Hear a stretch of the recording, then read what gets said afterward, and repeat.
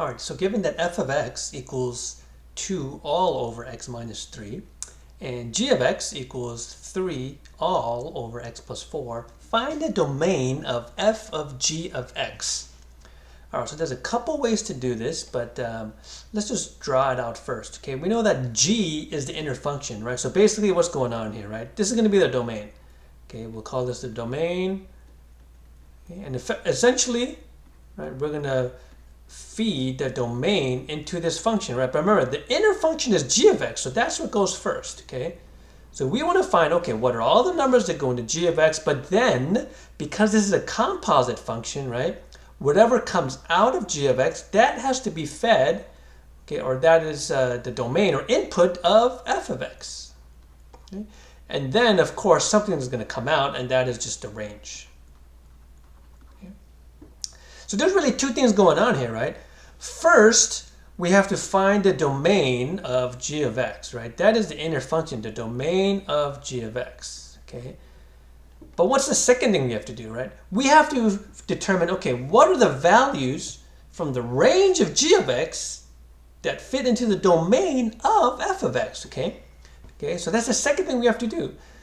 Okay? The domain of f of x, right? But okay, we need to determine, okay, based on the range of g of x, okay?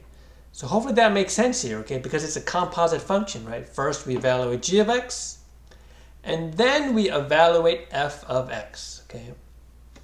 Let's do this. Let's do this first, right? What is the domain of g of x? Okay, we look at the function g of x here, right? That's the function 3 over x plus 4. And the issue is, we know that with rational functions, right? With rational functions, we know that the denominator cannot equal 0. Okay, so okay, the domain of g of x is what? All real numbers except -4, right? So what does that mean? It means that the domain of f of g of x also cannot include -4. Now this one's a little bit trickier one, okay?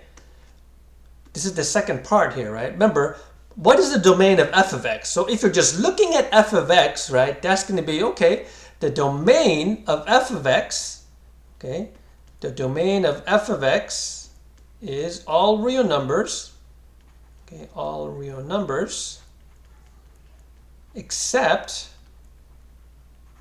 3, right? But you got to be careful, right?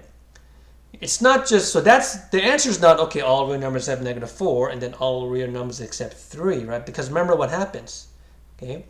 The 3 cannot be fed into here, right? But where does that 3 come from? That 3 comes from g of x. So we actually have to determine, okay, where does g of x, right? Where does g of x equal 3? Okay, and then solve this for x, okay? So first thing we'll do then is cross multiply these together. So we get 3 times 1 equals 3 times x plus 4, and then we want to solve this guy, okay? So 3 is equal to 3x plus 12. We'll subtract the 12 over to both sides. Let me move this on up over here, right? So 3 minus 12 is -9. That's equal to 3x. So divide both sides by 3, so x equals -3. Okay. So then in our final answer, right, the final answer will be all real numbers except -4 and -3. Okay. All right, so remember, if it helps to draw out the diagram, make sure to do that. Okay, of course, g of x was the inner function, so that's why we drew g of x first. F of x is the outer function, okay?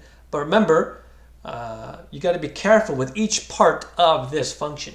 Okay, so the domain, in words, we could say is all real numbers except -3 and -4. Now, in interval notation, that'll be this, right? All real numbers, so we're going to cut off at -4.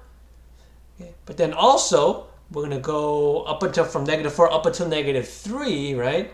And then we're going to go from -3 to infinity. So basically, we're just excluding these two values, right, of -4 and -3. Every other number works, right? So the domain is all real numbers except -4 and -3.